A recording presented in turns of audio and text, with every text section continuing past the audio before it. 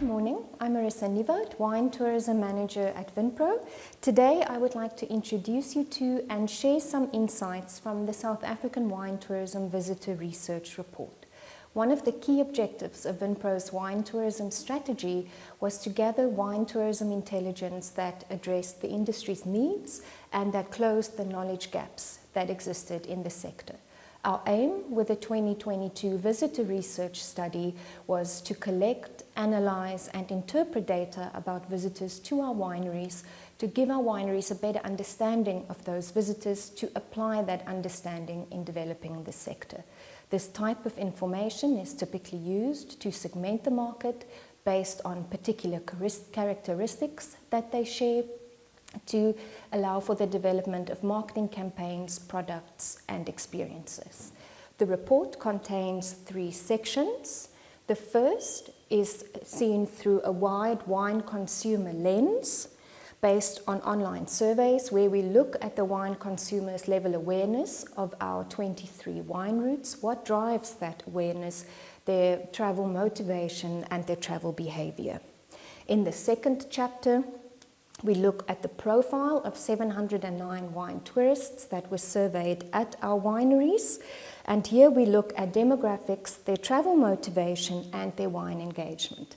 Finally, we zoom right into 3 wine tourist segments to help our wine tourism marketers better understand the size of each segment, their characteristics and the motivation of each sector for visiting a winery to better cater for them. Before I start, I have to acknowledge that this report came about by a wonderful collaboration between wine industry bodies. A special word of thanks has to go to the wine route managers of the SA Wine Routes Forum for coordinating the face-to-face surveys at our wineries.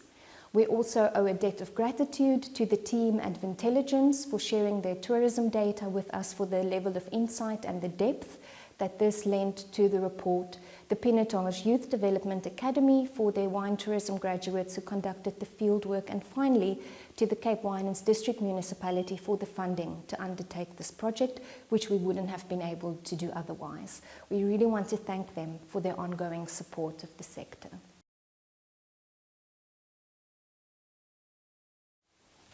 The first chapter of the report is based on online surveys as part of the Great Big Wine Survey of 2021. In its second year, the Great Big Wine Survey saw 7,000 participants complete an online survey including wine tourism questions. The survey ran from 20 August to 30 September 2021. And Vintelligence targeted South African wine consumers using a broad digital marketing campaign across many platforms to reach their target sample. The analysis of this research was done by KLA Market Research. If we look at the impact of engagement on price per bottle, one of the most powerful consumer insights from this report was that in-person attendance of wine tastings, food and wine pairings or an actual visit to a farm had the biggest impact on the price that the consumer paid per bottle of wine, as well as the amount of bottles of wine that they stored at home. The survey also tested the participants' level of awareness of our wine tourists for the 23 wine routes in South Africa. In light of 21 of the 23 wine routes being located in the Western Cape, we split the Vintelligence data into intra-provincial travel by people in the Western Cape within the province, and inter-provincial travel, so travel from other provinces in the country. With both the online surveys and the face-to-face surveys, the origin of the visitor had a marked impact on their travel motivation and their behaviour. The online surveys gave us an excellent opportunity to quantify latent demand for wine tourism experiences, to unpack it and to look at what the barriers were to wine tourism travel throughout the country. Unsurprisingly, Western Cape residents are generally more aware of wine routes than people living in other South African provinces, with the exception of awareness of the Midlands Meander route and the SA Brandy homes. And then the Stellenbosch wine route, Franschhoek Wine Valley and Durbanville Wine Valley had the highest rates of awareness with Western Cape residents, while the Robertson Wine Valley boasted the second highest awareness level ahead of Franschhoek and Durbanville with residents from other provinces. Now, what is interesting about this graph is if we were to overlap it with a graph showing the tourism development level of each of these wine routes, and this was mapped for us by the University of Stellenbosch in 2017, they would dovetail very well, with the exception of 1 or 2 wine routes that punch well above their weight. In terms of wine route visitation, when we look at the Western Cape, only 8% of wine consumers have never visited a wine route before. For other provinces, 41% of consumers have never visited a wine route before. And here there are 2 elements that we need to look at. We need to look at geography and we need to look at expendable income. And with the help of KLA market research, we were able to drill down into the data on this group and identify some pockets of opportunity that sat predominantly in Gauteng and KwaZulu-Natal. Stellenbosch, Durbanville and Franschhoek wine routes were also the most visited wine routes in South Africa by people regardless of the province that they lived in.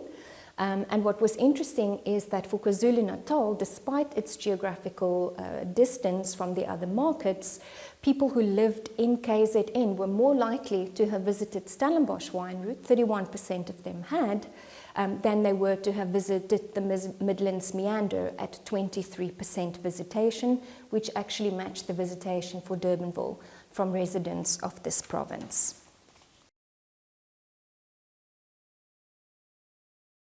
Then we move on to the face-to-face surveys that Vinpro conducted, taking a good look at the profile of our wine tourist. This research became all more important as the sector started to recover from COVID-19 and international visitors returned to South Africa's shores. For the Vinpro face-to-face surveys, we interviewed 709 visitors at 74 wineries across 15 routes between the 26th of March and the 10th of April 2022, which is a period that coincided with the domestic school holidays intentionally, as well as the relaxing of international travel restrictions to South Africa, so that we could account for these visitors in our sample. 10 wine tourism graduates from the Pinotage Youth Development Academy in Stellenbosch were recruited and trained and conducted the visitor surveys. The analysis of this data was conducted by I&M Futureneer Advisors and KLA Market Research. The results of the Vinpro face-to-face visitor research showed that wine tastings and wine experiences were the major drivers of visits to South African wineries, which is something that we should not take for granted, but that visitors were also attracted by a wide range of other factors. So, looking at the profile of the visitors to our wineries in March and April, we saw that 52% of visitors to wine farms were local visitors who live within easy driving distance, so 40 kilometers of the winery. 30% were domestic, so they traveled further than 40 kilometers, and the final 18% were international visitors. Now, if we look back to a study that we did on 2019's tourism calendar for the wine tourism sector, when we surveyed our wineries, that visitor profile looked slightly different. Then we had 35% local visitors, 29% domestic visitors, and 36% foreign visitors. So that significantly lower number of foreign visitors that we saw in destination now is indicative of the recovery of international travel that's still underway. And if I were planning a marketing campaign or a development at this stage, my advice would be to rather use the 36% sample for international visitors, depending of course on which wine route your winery is located, because there are nuances in this data, because we have predicted a return by 2023 to pre-COVID levels for our visitors. In terms of South African travellers, the majority of our visitors came from the Western Cape, 52%. 23% came from Gauteng, followed by KwaZulu-Natal at 8% and the Eastern Cape at 7%. The international visitors, while a smaller number than we had traditionally seen, did match the traditional fallout for top source markets. For South Africa, the UK accounted for 29% of our visitors, Germany 18% of visitors surveyed, the USA 14%, the Netherlands at 8%, and other markets making up the remainder. The study also raised some very interesting questions. When we looked at the life stage of our visitors and we looked at those visitors who recorded that they had children living at home with them, 43% of them had visited a winery that day without their children, without their family. And this raises the question for us, did the winery that they visited not have child-friendly facilities or family facilities? Do we need to do a better job at communicating how family-friendly our wineries are? Or do these couples see a visit to a winery as an escape from their normal routine? A big question that we wanted this research to answer was why visitors chose a wine tourism experience over a different or another attraction or another leisure activity. Behind the obvious wine tasting followed very closely relaxation, the scenery and the farm setting, and socializing with friends and family as key reasons for visiting a wine farm. Unsurprisingly, certain elements were greater motivations for domestic and international visitors than they were for locals. There was a higher propensity among domestic visitors, 73% actually, and foreign, 81% of visitors that were motivated by wine tastings, which is more than we recorded for the local visitors, and that's probably because they were likely to be on holiday and wanted to engage in a must-do experience while they were in the region. These visitors also placed a higher premium on the scenery and the farm setting of our wineries and the experience of taking a countryside road trip to your winery.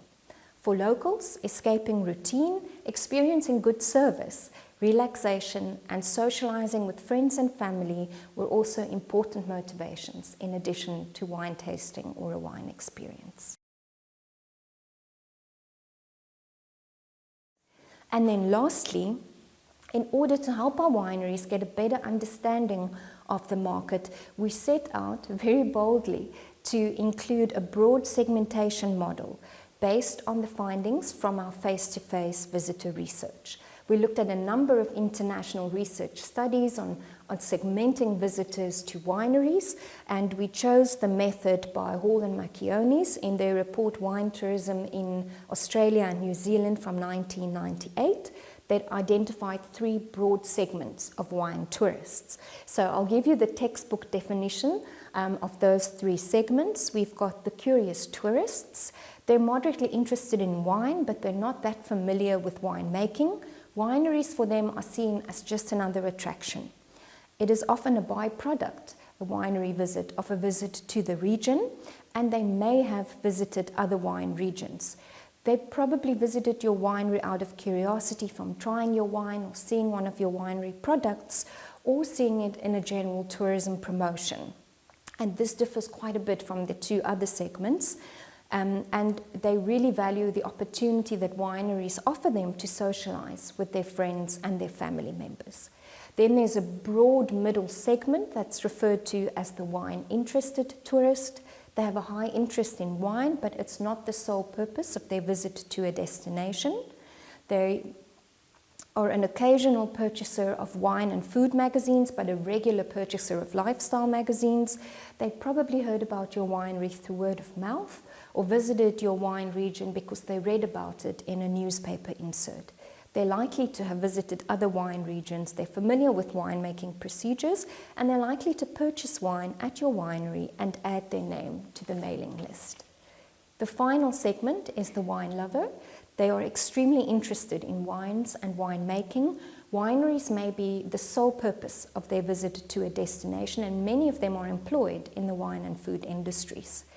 They are also likely to be a regular purchaser of wine and food magazines. They will have visited other wine regions, and there's a high likelihood that they're going to purchase wine at your winery and be willing to add their name to the mailing list.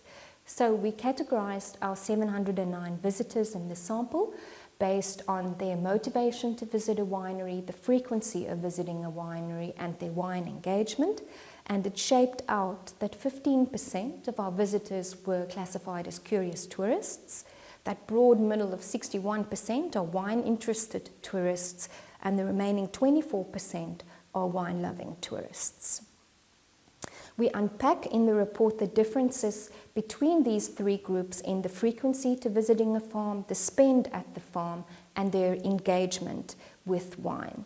And these three segments are important to bear in mind when you're doing your campaign planning, when you're planning on an expansion, when you're deciding on the tone for a social media message, because we could very easily make the mistake of speaking to all of our wine tourists as if they were wine lovers and not addressing the other two segments that we see visiting our wineries.